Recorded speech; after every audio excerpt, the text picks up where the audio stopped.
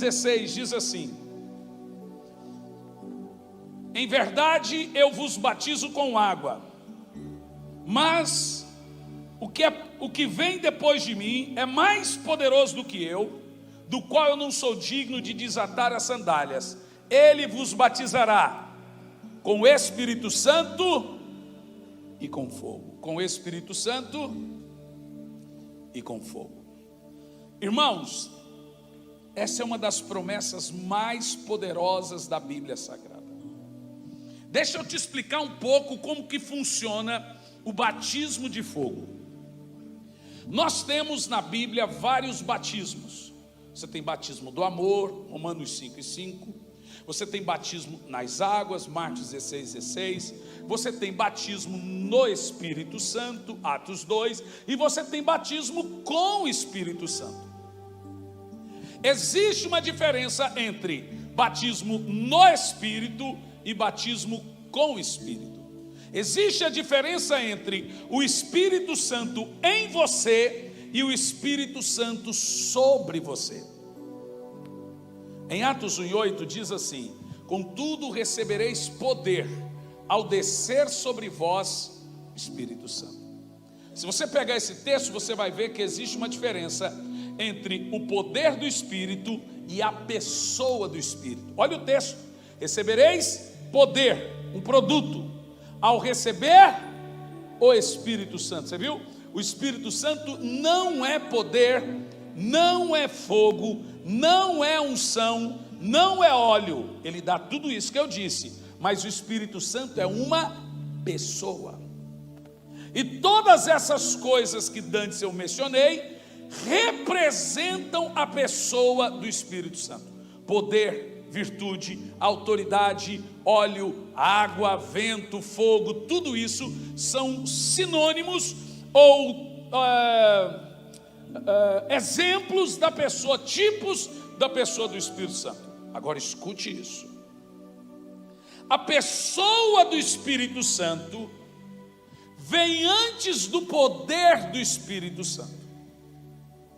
A pessoa do Espírito vem diferente do poder do Espírito. A pessoa é quem ele é, o poder é o que ele dá, porque ele tem. Amém? Até aqui? Então veja bem, como uma pessoa recebe o Espírito Santo? Olha, nós do movimento pentecostal, durante muitos anos aprendemos coisas absurdas sobre o Espírito Santo. Por exemplo, quem não ora em língua não tem o Espírito Santo. Você já ouviu isso?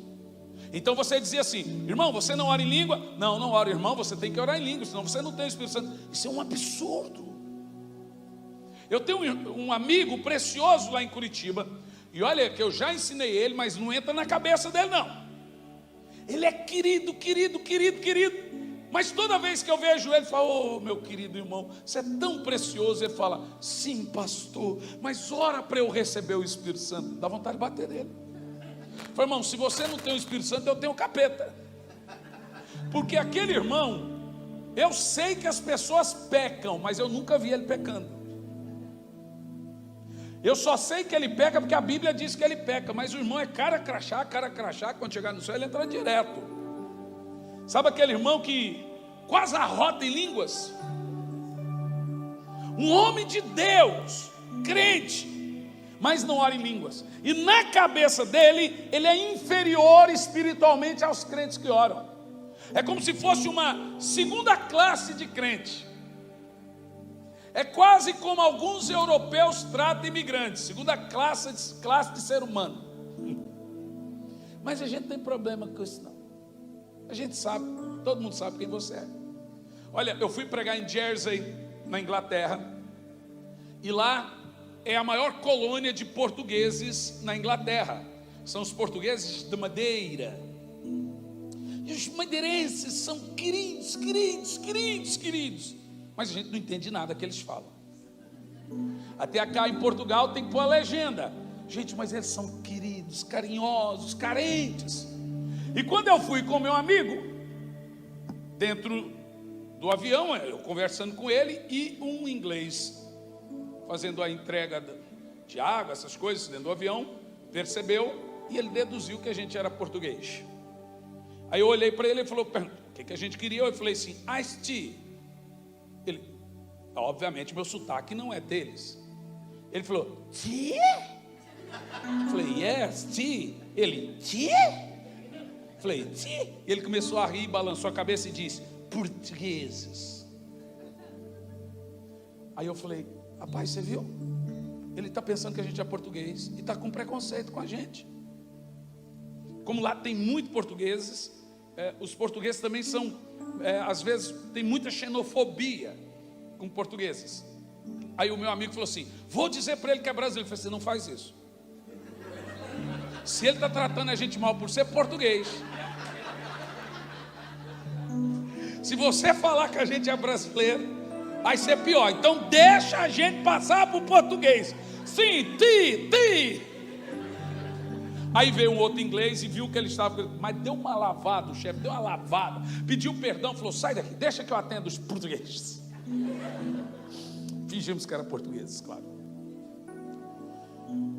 Agora na igreja tem gente que tem alguns dons espirituais e trata quem não tem de maneira inferior. Eu já vi na igreja gente dizer: você não ora em línguas. Ô irmão, que tipo de crente você é? Você não tem o Espírito Santo, você não ora em línguas. Irmão, essa é a maior besteira doutrinária e teológica que alguém já disse ou outro já ouviu em alguma vez na sua vida. E eu quero mostrar na Bíblia para você isso. Em primeiro lugar, a maior evidência que uma pessoa tem o Espírito Santo não são dons. Mateus 7, 31 e 32, pelo fruto conhece a árvore. A primeira coisa que o Espírito Santo gera num crente não é dom, é fruto. E fruto nada tem a ver com obras ou dons. Fruto é aquilo totalmente diferente de obras. Obras é o que eu faço para Deus. Fruto é o que Deus faz em mim. Obra é realizada, fruto produzido. Obra eu faço, fruto Deus faz. O que são frutos? Está em Gálatas 5. É um conjunto de 9 virtudes gerado no crente quando ele recebe Jesus. Veja bem o que você vai ouvir. E essas 9 virtudes são a prova que você tem o Espírito Santo. É o fruto. Fruto tem a ver com caráter. Dom tem a ver com reputação. Você sabe que uma pessoa tem o Espírito Santo quando ela tem fruto do Espírito, não quando ela tem alguma demonstração de poder. Tem gente que nunca orou em línguas e tem o Espírito Santo. Na realidade, deixe-me lhe explicar como uma pessoa recebe o Espírito Santo e como saber se você tem o Espírito Santo. Agora, não. Pastor, como eu sei que tem o Espírito Santo? É fácil. Quem aqui tem Jesus na sua vida? Então veja, presta atenção. A pessoa do Espírito Santo não pode vir sobre quem não tem Jesus. João 14, verso 17. O Espírito da verdade que o mundo não pode receber, porque não o vê e nem o conhece. Mas vós o conheceis, porque ele habita convosco e estará dentro de vós. Agora presta atenção no texto. O Espírito Santo é o Espírito da verdade que o mundo não pode receber. Percebeu? Olha que coisa bacana, o Espírito Santo é só nosso. Então como se recebe o Espírito Santo? Porque antes, quem não tem Jesus não pode receber o Espírito Santo. Porque quem não tem Jesus, o seu espírito está numa inércia que a Bíblia chama de morte. Você tem corpo e alma, mas o espírito está morto. Morto em pecados e delitos. Veja bem, quando Adão pecou, quem morreu foi o espírito. E quem você é? Você é corpo e alma? Não, você é espírito que tem alma e corpo. Você é espírito. E o espírito fala da sua parte vertical com Deus. A alma da parte horizontal. O espírito é vertical, a alma horizontal. sem o Espírito não há comunicação com Deus. Então veja, quando o homem recebe Jesus, não é a alma que se converte, não é o corpo que se converte, não há conversão da carne, meus irmãos, não há novo nascimento da carne. Inclusive, a carne sempre será pecaminosa. Quem nasce de novo é o Espírito, é ele que é recriado, nunca a carne. Sabe quando será o dia da conversão da carne? Em 1 de Paulo aos Tessalonicenses, capítulo 4, versículo 16, no dia do arrebatamento. Ali a Bíblia chama de glorificação. É quando aquilo que é mortal se veste de imortabilidade e o que é corrupto se veste de incorruptibilidade. Naquele dia a carne será santa e converterá.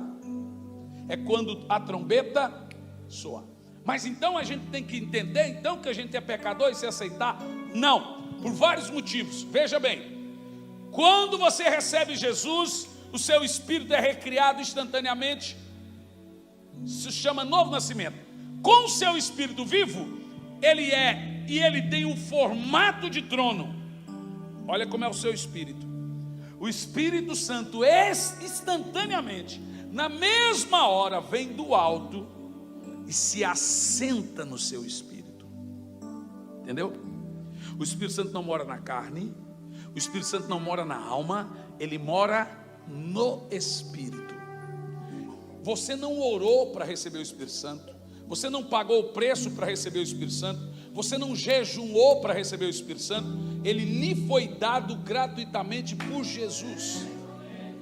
Veja, se Jesus não lhe der o Espírito Santo gratuitamente, não tem preço que pague para recebê-lo. Ele é uma pessoa, não há preço que paga para ter o Espírito Santo. Ou você recebe ele de graça ou pela graça, ou não recebe. Agora, veja bem, o que eu faço com a carne? O que você faz com a carne? A Bíblia diz que a carne precisa ser mortificada todo dia. O que significa mortificação da carne? É fazer morrer os atos da carne. Ora, se a carne se convertesse, ela não lutaria com o espírito todo dia.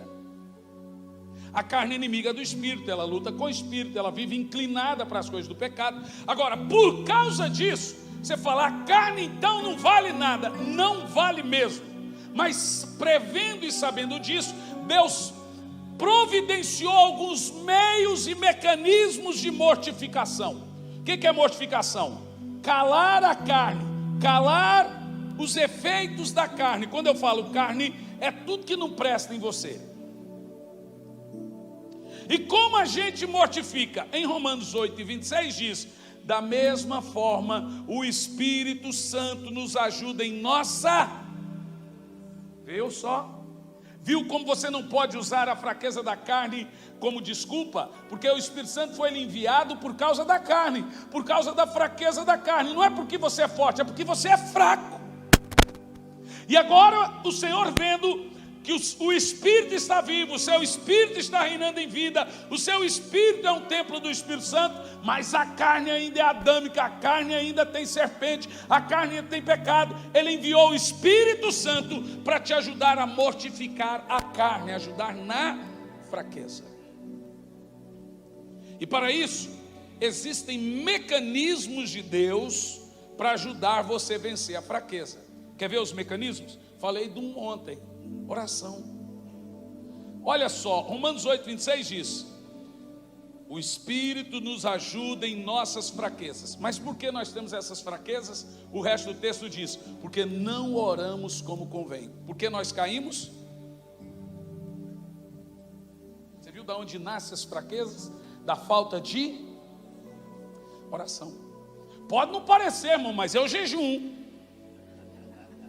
E uma das coisas que mortificam a carne é o jejum. Outra coisa que mortifica a carne é culto.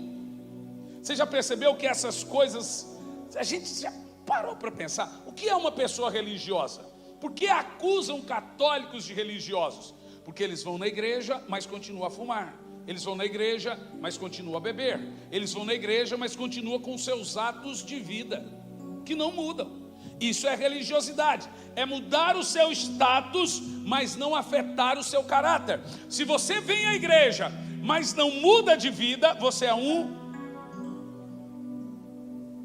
Sabe o que nos difere de outros demais? É que nós somos apaixonados pela fé em Jesus. Os demais são apenas religiosos. Olhe bem para mim.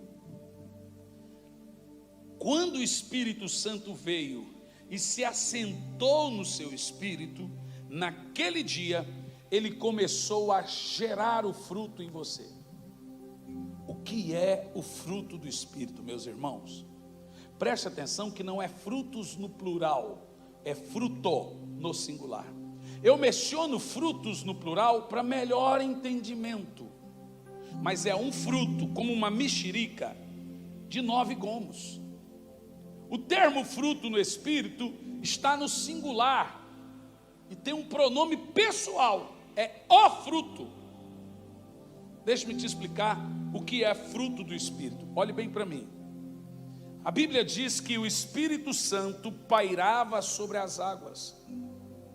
Havia trevas sobre o abismo e o Espírito pairava sobre a face das águas. Sempre quando o Espírito Santo descer e pairar, ele está gerando algo. Ele desceu e pairou sobre Maria e gerou Jesus. Quem gera Jesus no crente? O Espírito Santo. Quem gerou os mundos embaixo da água? Quem gerou Jesus sobre Maria? Quem gera Cristo em você? Quem é o fruto do Espírito em Maria? Responda. Quem é o fruto do Espírito no crente? Deixe-me te explicar. Qual é o meu fruto? O fruto do meu casamento com a minha esposa são meus filhos. Não é frutos, é o fruto. O fruto do Espírito não é uma fruta. O fruto do Espírito é uma pessoa. E quando você lê os 9 virtudes, que são 9 gomos, que a maioria cita frutos do Espírito, você vai ver ali traços da personalidade de Jesus. Quando você lê ali é tudo que Jesus é em essência: bondade, mansidão, amor, longanimidade, e temperança, e etc, etc. Quando você lê fruto do Espírito, é tudo que Jesus é. Então, quando o Espírito Santo está no irmão, ele começa a confeccionar Jesus no crente.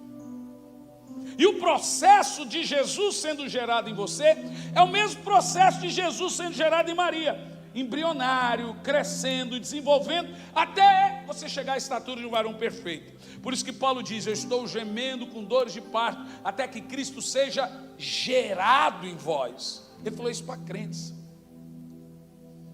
Por isso que Paulo separa os crentes em 2 categorias: os espirituais e os carnais, que ele também chamou de menino. É o crente que tem Jesus gerado nele e o crente que não tem Jesus gerado nele. O crente mau caráter, o crente mentiroso, Paulo chama ele de crente, mas chama ele de crente menino, carnal, porque Jesus ainda não foi gerado nele.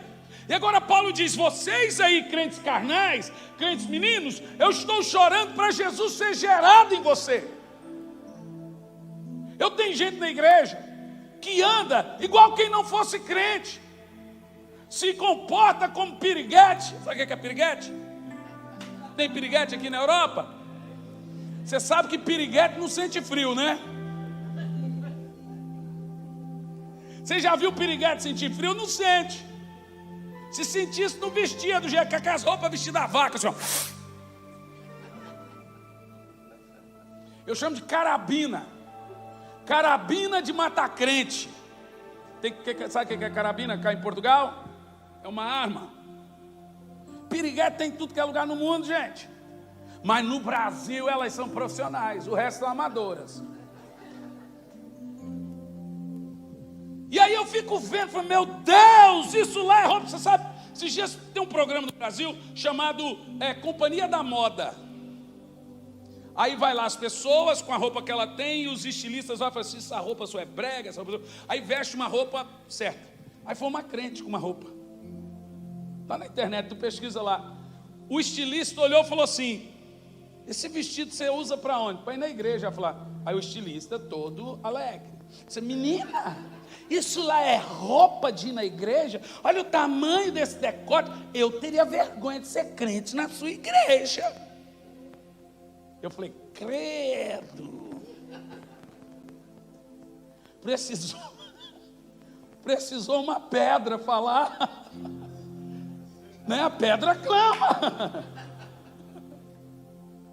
Sabe, irmãos, quando você vê pessoas com desvio de caráter, traços de imoralidade, é porque ele não tem Jesus gerado nele, ele não tem o fruto.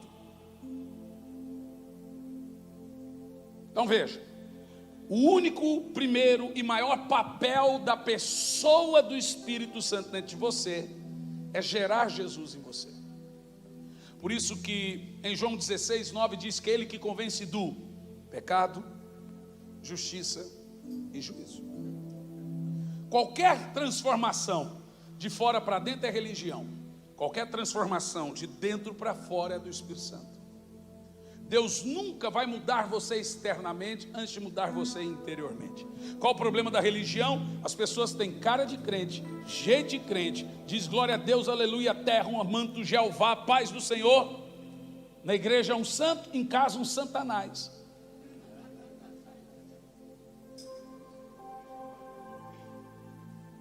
Porque ele teve uma transformação de fora e talvez ainda não chegou para dentro.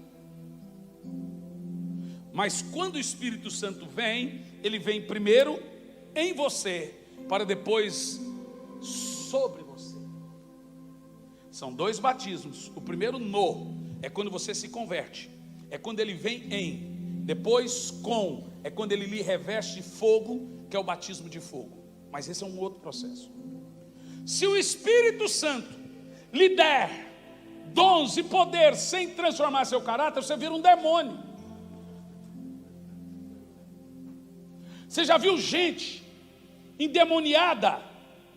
Quando se trata de caráter, esse dia eu vi um cara, crente, que parecia um endemoniado, mas na igreja ora, e o povo pula, grita, mas filmaram ele. Lá no Brasil tem um site usado pelo demônio chamado Fuxico Gospel. Lá tem tudo, gente. Eu provo você que o brasileiro é mais inteligente que o japonês, só que para o lado contrário. O brasileiro faz tudo que o japonês faz, só que o japonês faz coisa para tecnologia, o brasileiro para dar nó no povo. Tem coisa que eles fazem, eu falo, não é possível que conseguiram fazer isso. É inacreditável. Se você pisar de novo, vai voar microfone. É inacreditável. É inacreditável. Agora veja bem. Crente, irmãos, nós temos lá na nossa editora, dessa altura aqui, ó, de cheque sem fundo, de livrarias evangélicas. Acabou, assim aí é muito. Livraria evangélica. Sabe uma coisa que aconteceu cá em Portugal um tempo atrás? Primeiro ano do Lula, o Brasil decolou, e está acontecendo isso cá de novo. Um monte de brasileiro falou, o Brasil agora está bom, vamos voltar para o Brasil. E foi lá e pegou, gastou dinheiro, comprou um monte de coisa, não pagou e foi embora para o Brasil. Aí o Brasil quebrou. Agora estão querendo voltar e não tem como, porque está devendo meio mundo aqui agora. Tomara que não volte esses infelizes. Agora o Brasil está decolando de novo. Já tem neguinho falando, não, vou vender tudo que tem e vou para o Brasil. Mas se você quiser ir, faia, mas não faça igual os outros da outra vez. Encher o país de dívida e não vou vir cá mais não, mesmo. Isso é gente mau caráter. É gente que não tem o Espírito Santo, irmão, que não tem Jesus gerado nele. Na igreja dá glória a Deus, em casa espanca a mulher, quebra o pau, morde o periquito, belisca o papagaio, chuta o gato, come o cachorrinho assado.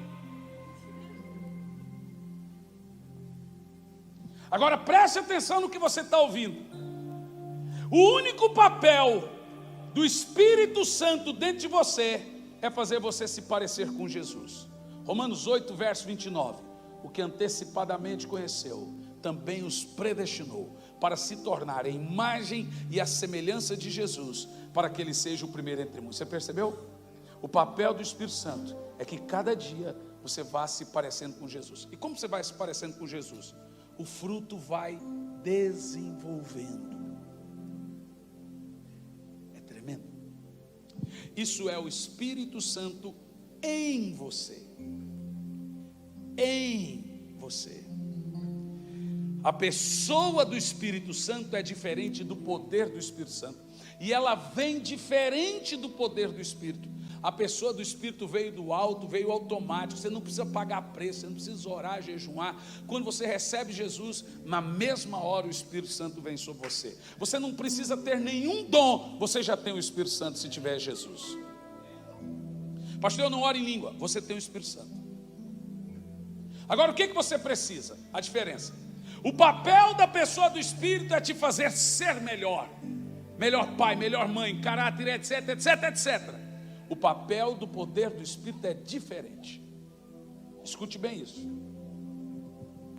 O poder do Espírito não está dentro de você. O poder do Espírito está na sua carne, está sobre você. O poder do Espírito vem do alto. Estavam todos reunidos no mesmo lugar, até que do alto veio o poder, o revestimento. Eu lhe pergunto, quando é que os discípulos receberam o Espírito Santo? Quem pode me responder? Quando? Solta aí, irmão, nem que você erre, irmão. Fala alguma coisa. Quem sabe aí, levanta a mão. Quem não sabe, levanta a mão. Quem não levanta a mão, levanta a mão. Vocês estão igual Pilatos, vocês estão lavando a mão. Quem sabe, levanta a mão. Quem não sabe, levanta a mão. E o resto é o quê? Maria vai com as outras. Maria não pode não, senão os cruzeirenses ficam bravos comigo aqui. Agora deixa eu te falar um negócio. Isso é uma piada brasileira. Mas escuta bem. Você não quer pagar mico, já percebi. Mas eu vou fazer você pagar pelo menos um. Escute só. Os discípulos não receberam o Espírito Santo no Pentecoste. Imagina se eu termino agora. Pô, vamos chamar de herege. A Bíblia diz que os discípulos receberam o Espírito Santo muito antes do Pentecoste. A Bíblia diz que Jesus soprou sobre eles e disse: recebei. Você já leu isso na Bíblia? Viu só? Quando é que eles receberam o Espírito Santo? Muito antes do Pentecoste. Mas o que eles receberam no Pentecoste? O poder. Jesus disse: não saia de Jerusalém até que do alto receba poder. Poder é uma coisa, pessoa é outra. Poder te faz ter, a pessoa te faz ser. Poder lhe dá caráter, reputação. A pessoa lhe dá caráter. Reputação é o que os homens dirão de mim no meu funeral. Caráter é o que Deus dirá de mim no juízo final. Reputação é o que os homens veem. Caráter é o que Deus vê. O poder lhe dá reputação. A pessoa do Espírito lhe dá caráter. A pessoa vem no dia que você se converte. O poder não. Você não paga o preço para receber a pessoa. Você paga o preço para receber o poder. Percebeu? Porque poder é produto. O Espírito Santo não tem preço. O produto tem preço. Por isso que toda vez que você lê na Bíblia os termos unção do Espírito, virtude do Espírito, fogo do Espírito, autoridade do Espírito, tudo isso vem da palavra grega dunamis, de onde originou nossa palavra portuguesa dinamite, ou do grego mais antigo koine, que é energemata, de onde originou nossa palavra energia. Nenhuma das duas indica uma pessoa. Mas quando você encontra na Bíblia os termos presença, glória, pessoa, vem da palavra hebraica kevod. Quando Moisés disse: não me deixe sair desse lugar se a sua presença é pessoa. Moisés disse: mostra-me a tua glória. Ele não estava falando de poder, ele conhecia poder, agora ele queria ver a face. Percebeu? Ele estava falando de uma pessoa. Glória não é o que Deus tem, glória é quem Deus é. Poder não é quem Deus é, poder é o que Deus tem. O problema é que nós tratamos o poder do Espírito como se fosse a pessoa do Espírito, e a pessoa do Espírito como se fosse o poder do Espírito. Então nós usamos termos, por exemplo, estou sentindo a presença de Deus. Você não está sentindo a presença de Deus. Presença você não sente, presença você conhece. O que você está sentindo é o poder. A presença, preste atenção, para você entender na Bíblia, glória na Bíblia é algo pesado. Ok, senhores? Unção na Bíblia é algo leve.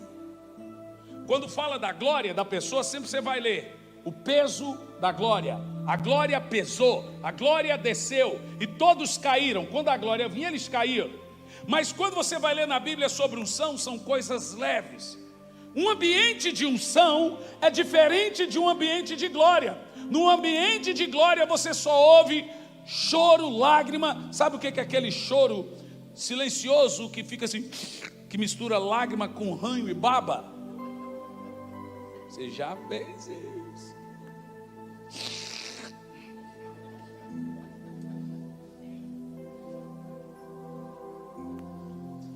Aquilo ali é quando você está com a glória vem, a glória não desce.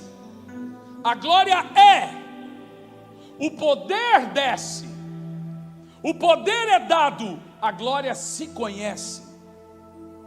Glória é quem ele é, poder é o que ele tem. O poder ele te dá, a glória se apresenta ou se manifesta. Preste muita atenção nisso. Moisés conhecia o poder, tinha intimidade com o poder, mas ele não tinha intimidade com a pessoa. Então a Bíblia diz assim, que Moisés pediu para conhecer a glória. Mostra-me a tua face, tua glória. O poder ele conhecia. Mas olha o que a Bíblia fala sobre Moisés. Ao povo de Israel revelei o meu poder, a Moisés revelei a minha glória.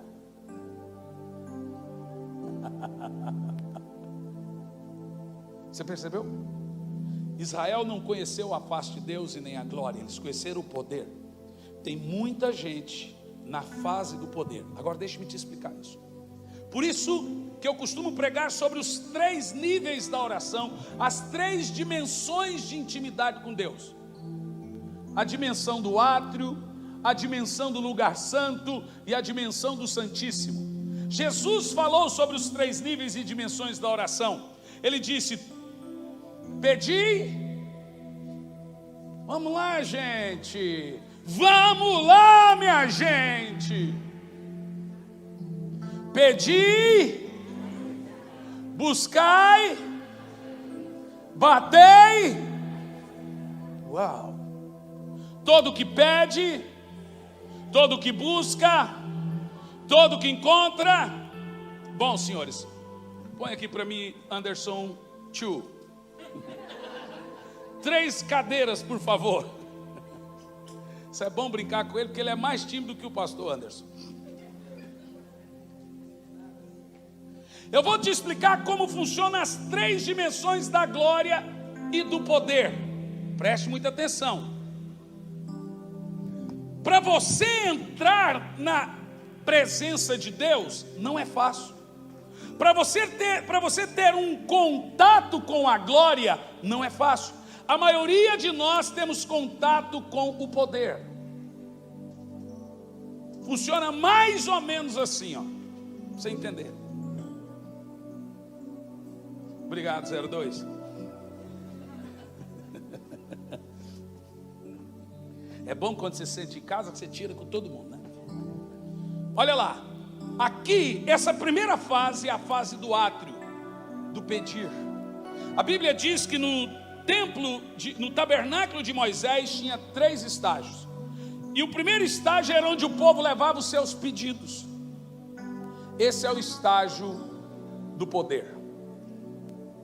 Nós temos o estágio do poder, temos o estágio da unção e temos o estágio da glória.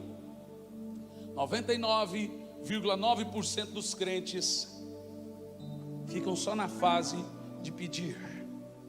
Funciona assim: você vai orar a Deus. Você já leu na Bíblia: esperei com paciência no Senhor, e Ele se inclinou para mim e ouviu o meu clamor. A maioria de nós interpretamos esse texto como: esperar com paciência no Senhor é ter paciência até Ele me dar alguma coisa que eu estou pedindo. Está errado. Quando a Bíblia usa o termo esperei com paciência no Senhor, está falando de tempo de oração. Olha o resto do texto: esperei com paciência orando, e Ele se inclinou e ouviu a minha oração. Não tem a ver com ficar esperando com paciência até Ele responder. Tem a ver com esperar orando até chegar lá. Então o que é que o crente faz? Essa fase é a primeira fase do pedir.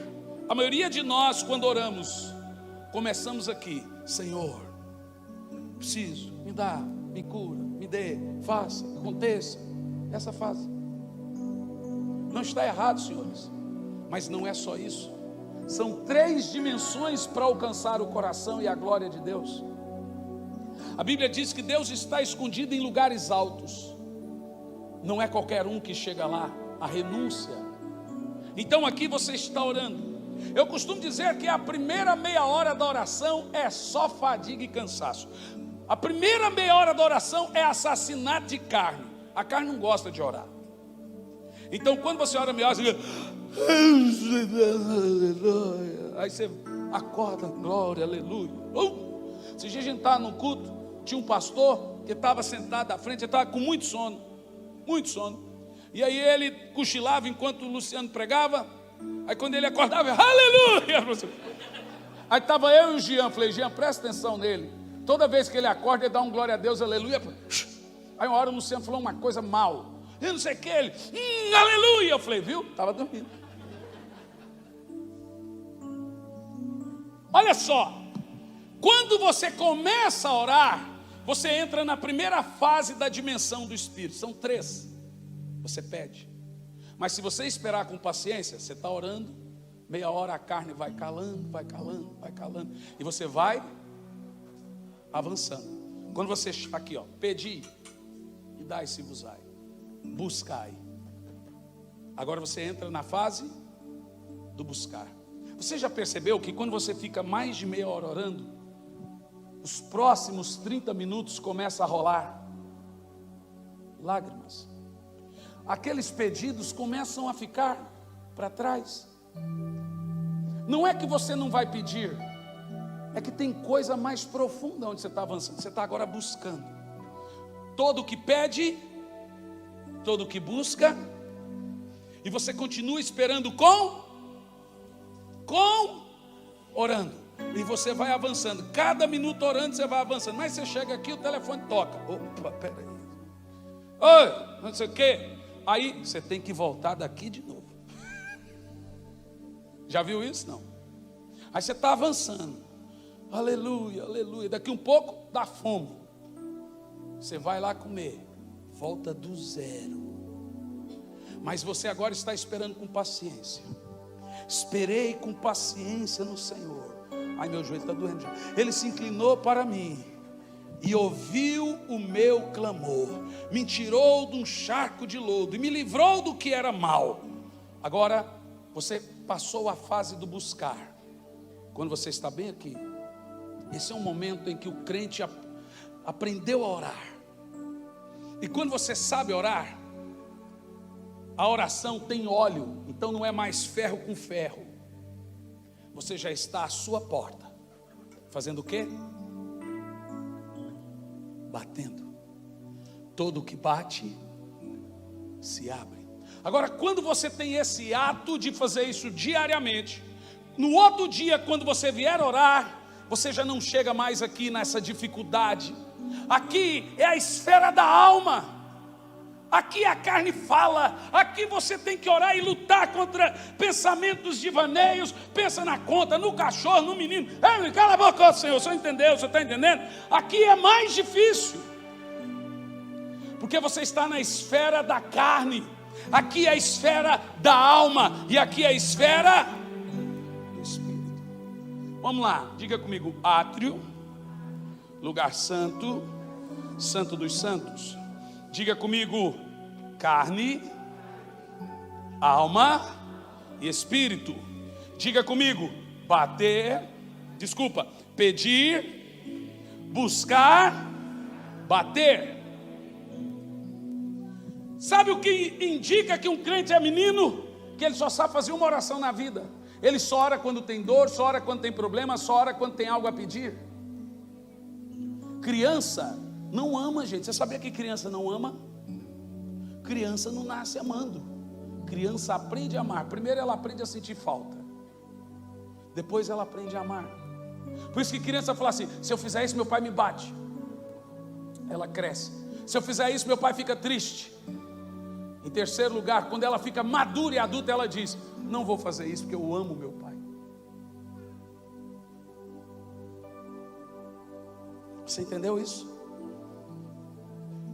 Para você ter um contato com a glória, você tem que esperar com paciência, até Ele te ouvir. Por isso que a primeira meia hora é uma guerra da sua carne com o seu espírito na oração. A carne quer sair da oração, e o espírito quer que você venha para a glória. Mas você fica ali, se levanta 10 minutos, 15 minutos, não cansou. Primeira meia hora é só para matar a carne. Quer um conselho meu? Para você ter uma oração eficaz e sentir e saber que Deus está juntinho ali na oração, você tem que vencer as primeiras meia hora. Agora escute bem o que eu vou te dizer, preste muita atenção. Quando João falou do batismo de fogo, ele está falando do produto, do poder. Os discípulos receberam o Espírito Santo. No Pentecoste eles receberam o fogo do Espírito Santo. Por que que Deus tem que batizar o seu povo com fogo? Preste muita atenção no que eu vou falar. O papel do fogo do Espírito Santo é múltiplo. Mas antes deixa eu te dar um dado doutrinário e teológico. E por que eu vou dar? Tem muita gente por aí dizendo que batismo de fogo é fogo do inferno.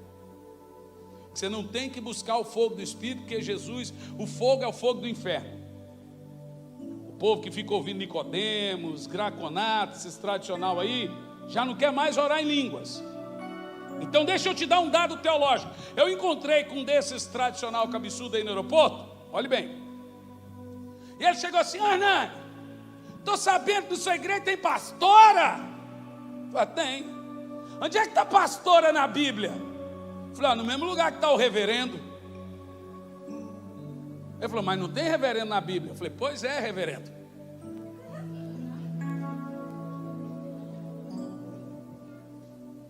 Outra coisa, você fica aí falando de batismo de fogo. Não tem batismo de fogo, o fogo é o fogo do inferno. Eu falei: onde você leu na Bíblia qualquer texto que separa e indica Satanás com fogo ou alguma coisa que representa o diabo com fogo? Você nunca leu na Bíblia isso? Aí eu peguei e mostrei para ele alguns dados bíblicos aqui, preste muita atenção nisso. A Bíblia toda fala do Senhor sendo representado por fogo. Em Êxodo 3:2, ele apareceu a Moisés no Horebe numa chama de fogo. Êxodo 13:22 tem um relato do Senhor conduzindo o povo no deserto por 40 anos nas noites escuras e tenebrosas através de uma coluna. Êxodo 19:18 vemos Deus descendo no Sinai em Êxodo 24:17 notamos que o aspecto do Senhor é como fogo. Deuteronômio 4:12, Deus falou com Moisés no meio do fogo. 1 Reis 18:38, o Senhor respondeu com fogo a oração de Elias. Crônicas 21:26, Deus responde a oração de Davi com fogo. Levítico 6:9, no altar do tabernáculo o fogo era mantido continuamente e não se apagava. Crônicas 7:1, desceu fogo do céu quando Salomão acabou de orar. e consagrou o templo. Segundo Reis 2:11, Elias foi levado ao céu num carro de fogo. Segundo Reis 6:17, Eliseu mais tarde é protegido por exércitos de fogo. Isaías 64:2, Isaías orou e Deus fendeu os céus e se manifestou com fogo inflamando os gravetos. Ainda a Bíblia afirma que Deus é fogo, seus ministros é labareda de fogo, o trono de Deus é fogo, a palavra de Deus é fogo e o amor de Deus é fogo.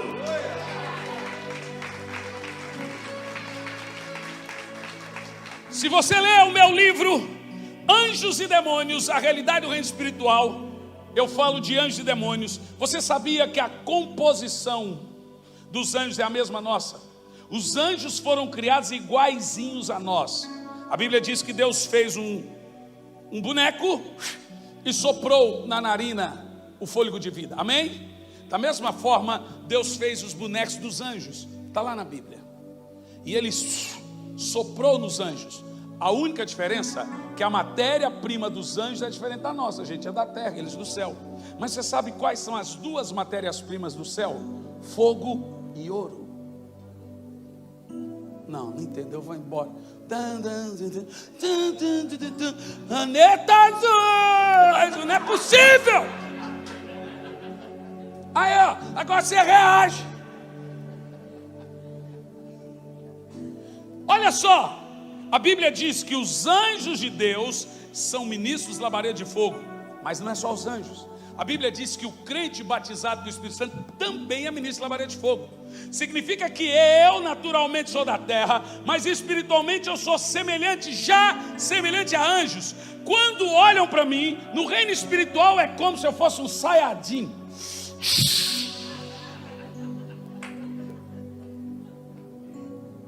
Eu sou um ministro labareda de fogo. Bom, primeiro ponto, filosófico e o teológico. Agora, segundo ponto mais poderoso. Eu disse a esse irmão: quantos fogos Deus tem?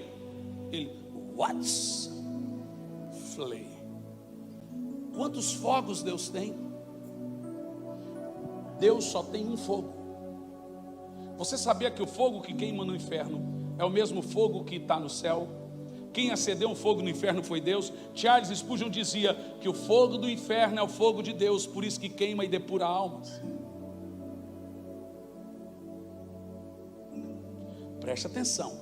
O fogo que matou os 2 filhos de Arão saiu da onde?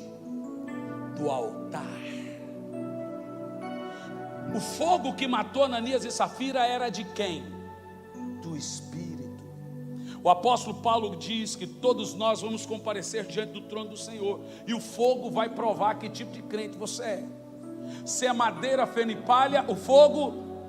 Se é ouro, prata e pedras, o fogo. Então o fogo é o mesmo, muda quem está no fogo.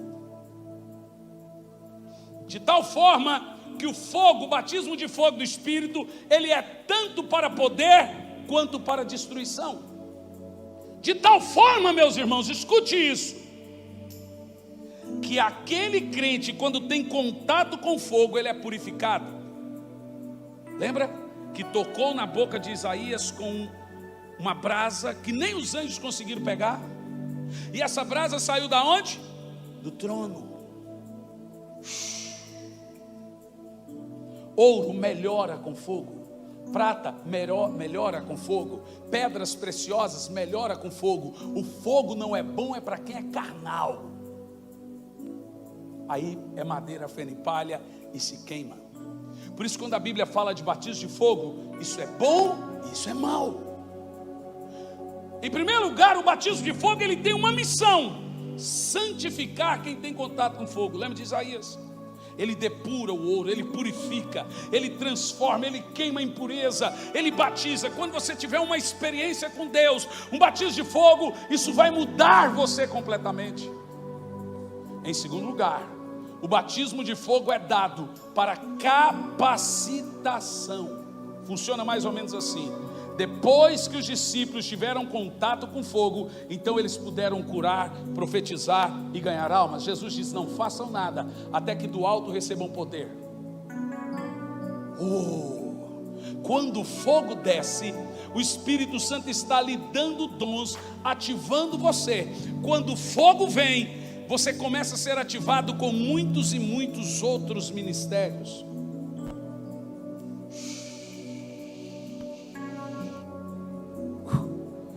Se você já tem alguns dons, não é pecado ter muitos dons.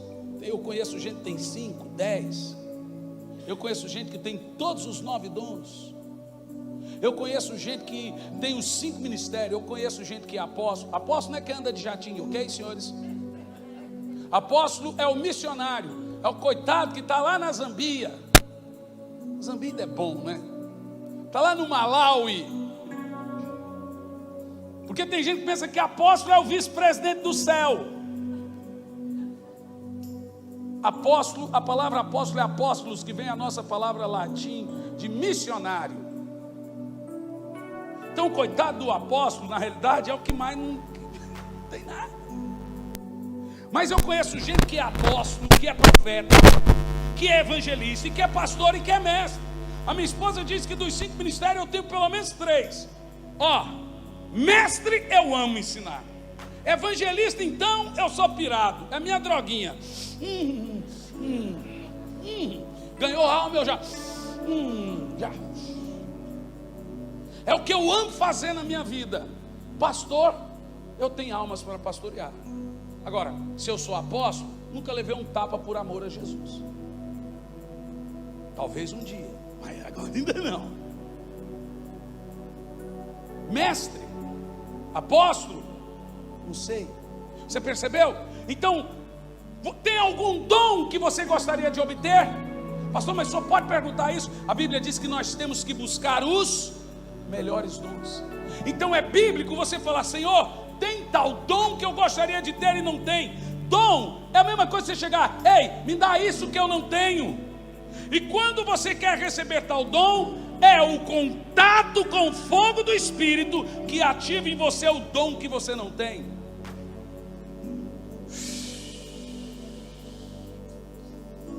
Quem está recebendo algo diferente agora? Eita, quem está entendendo, pega. Faz igual eu e o pastor Luciano. O pastor Luciano é o seguinte: vocês conhecem ele há muito tempo, seu amigo. Luciano Subirá hoje é um dos homens que eu mais admiro do Brasil. Luciano, se você for almoçar com ele, você tem que comer antes dele. Se ele comer antes, agora nem tanto, mas antes é assim, ele fala assim: você vai comer isso aí? Não, então me dá aqui que eu como. Agora não. Você está magrinho. Mas tem gente que é assim, não crê no que eu estou pregando, não tem problema não. Olha por mão aí e diga assim: você não quer isso não? Me dá aqui que eu como. Fala para ele. Come o que ele não quer. Pega dele aí, toma, come dobrado essa unção aí, irmão. Eu não prego para quem não crê. O que eu prego é para quem crê. Se não crê, joga fora, não é com você. Pega aqui, saca, finge que você está aceitando e joga fora. Eu estou aqui dizendo a você que o batismo de fogo é uma mudança de chave. Toda pessoa que tem contato com fogo vira a chave no ministério e na vida dele. E como a gente tem contato com fogo? Ele está aí. Ele se manifesta. Ele flui do seu. Viu só? Lúcifer teve contato com esse fogo e derreteu. É o fogo. Ezequiel 28, 18: fiz sair do meio de ti um fogo que te consumiu. Veja, sai fogo de dentro de nós e não nos consome, porque nós somos como uma sarça. O fogo queima e não consome a sarça. O fogo queimou e consumiu Lúcifer. O fogo queimou e consumiu os demônios. O fogo queima em nós e não nos consome. Nós nos purificamos. Sabe o que você tem que dizer num culto? Senhor, eu quero queimar. Eu quero ser como um graveto. Eu quero ser como a sarça. Eu quero queimar pelo Senhor. Que eu seja a labareda de fogo que queima, que queima, que queima, que queima. Sabe? Esses dias eu estava numa cruzada e um demônio ali. Quando eu chegava, o demônio dizia: sai de perto, está me queimando. Eu aproximava e ele: está me queimando. Sabe o que é isso, irmão? É o fogo de Deus na sua vida. Você já tem o Espírito Santo. Agora você precisa do fogo Pastor, eu já tenho o Espírito Santo, eu já tenho dons. Não se dê por vencido. Ele só derrama água sobre sedentos. Deus dá o tamanho da sua fome. Eu estou sempre insatisfeito. Eu quero mais, eu quero mais. Sabe, eu estou buscando um dom do Senhor. Eu nem vou te contar, senão você fica fanático. Porque eu conheço histórias de homens que ressuscitavam mortos. Tem histórias de homens que ressuscitavam mortos. Eu estou buscando coisa de Deus, que se eu falar o povo fica doido. Eu conheço homens que oravam e gente que não tinha braço, o braço crescia. Você acha que eu estou satisfeito, meu irmão? Não estou. Cristianismo não é só isso que estamos vivendo. No cristianismo tem história de gente que andou sobre as águas, tem história de quem ressuscitou, tem história de quem era encurvado há 17 anos e se endireitou, tem história de um homem que morreu, ressuscitou e ascendeu aos céus, passou na parede. A Bíblia diz que eu faria as mesmas obras. Sabe o que é isso? É crer no sobrenatural, é crer no fogo de Deus. Tem algo que precisa acontecer e isso é a sua fé.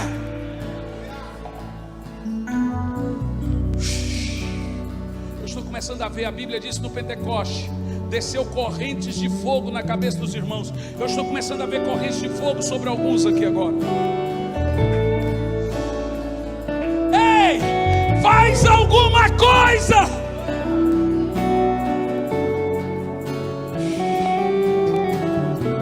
Eu estou vendo o Senhor tirando o câncer aqui agora.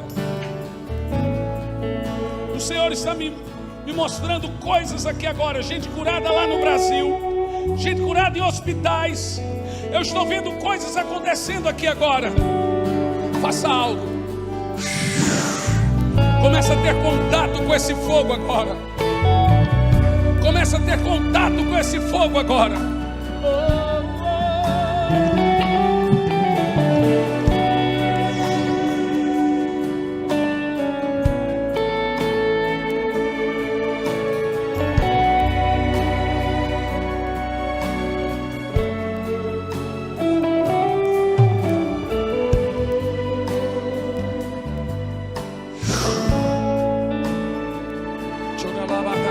Por 3 minutos comece a orar em línguas. Deixa sair de dentro de você o sonho do fogo.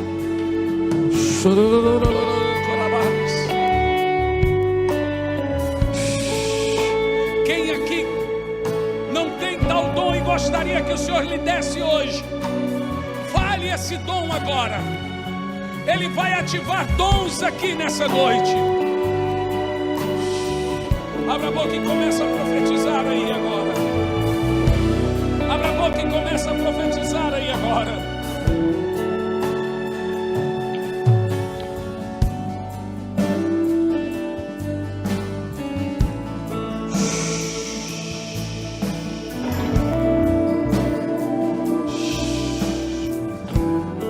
Eu quero ouvir a oração em línguas agora.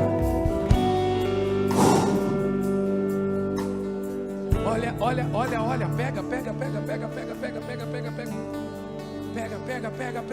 pega o fogo. Sadraque, Mesaque e Abednego dançaram no fogo. Nós temos intimidade com o fogo. O fogo não queima você, ele melhora você, ele capacita você.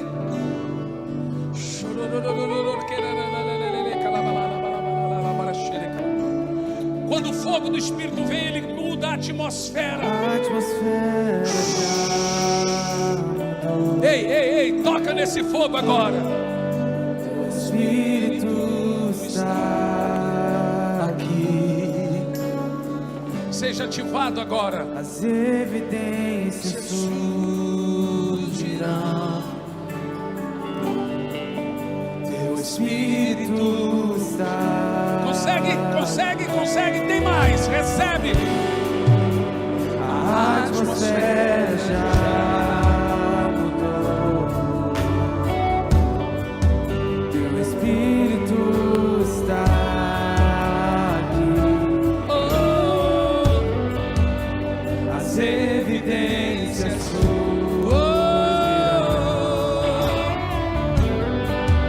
Teu Espírito está. No fogo, flua neste lugar.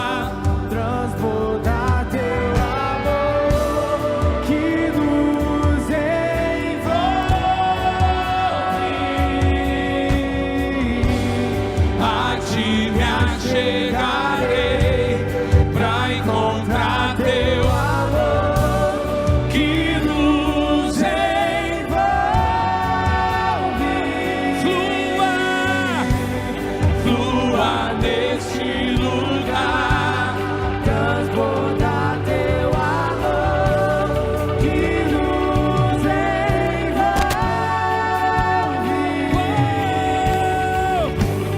A ti me achegarei pra encontrar. Fique em pé e comece a tocar nesse fogo do Espírito.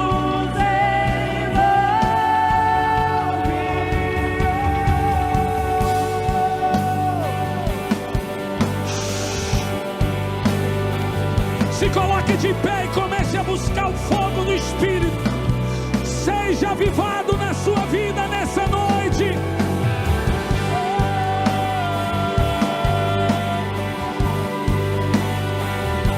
Envia teu fogo, Senhor. Levanta as mãos à atmosfera. Levanta as mãos e cante bem alto. A atmosfera Eu quero que você cante, cante. teu Espírito está. Se prepare que 2020 será o melhor ano da sua vida. As evidências fugirão. Teu Espírito está. Mais alto, a atmosfera, mais alto. A atmosfera já mudou. Teu Espírito está. Você sente isso? Então dobre essa voz. As evidências fugirão. Surgirão. Levanta as mãos e cante. Solte o mais alto a sua voz. Flua nesse lugar, transbordar teu amor que nos envolve. A ti me achegarei pra encontrar teu amor que nos envolve. Flua nesse lugar, transbordar teu amor que nos envolve. A ti me achegarei pra encontrar teu amor que nos envolve. Levanta as mãos e diga: Espírito, diga. Espírito de Deus, vem sobre nós, te desejamos. Você deseja o Espírito Santo.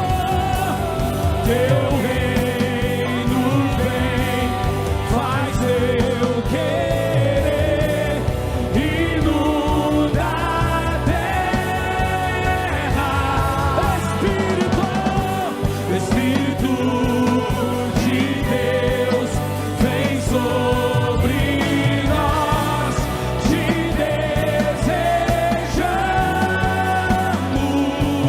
desejamos.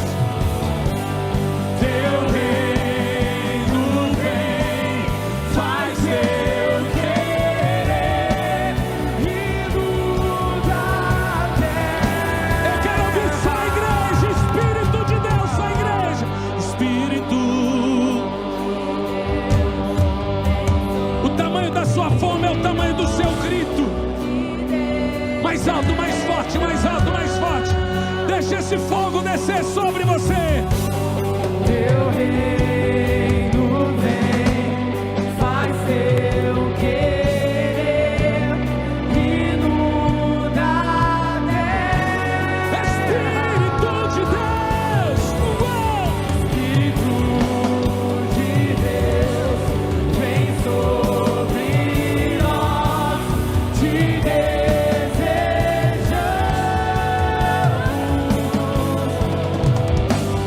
Teu reino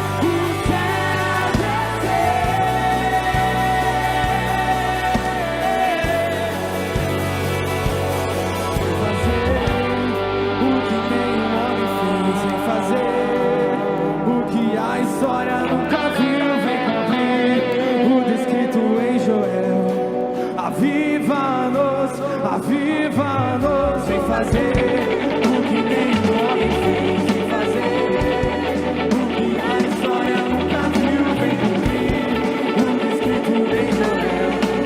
Aviva-nos, aviva-nos, vem fazer o que nenhum homem fez, vem fazer o que a história nunca viu, vem cumprir o que escrito em Joel. Aviva-nos, aviva-nos, vem fazer o que nenhum homem fez, vem fazer o que a história nunca viu, vem cumprir. Avivamento, avivamento. Que seja hoje, que seja agora, vem derramar o teu Espírito. Que seja hoje, que seja agora, vem derramar o teu Espírito. Que seja hoje, que seja agora, vem derramar o teu Espírito. Que seja hoje, vem agora, vem derramar o teu Espírito.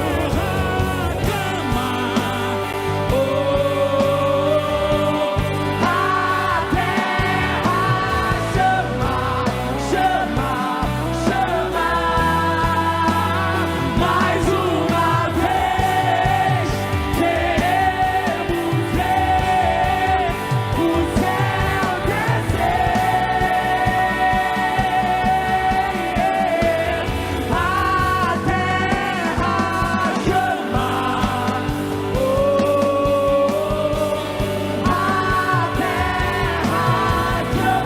chama, a terra chama, chama, chama.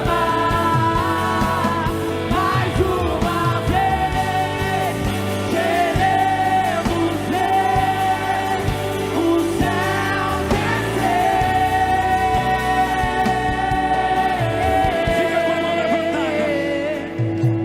Fica com a mão levantada. Receba esse fogo do Espírito agora. Receba esse fogo do Espírito agora. Oh.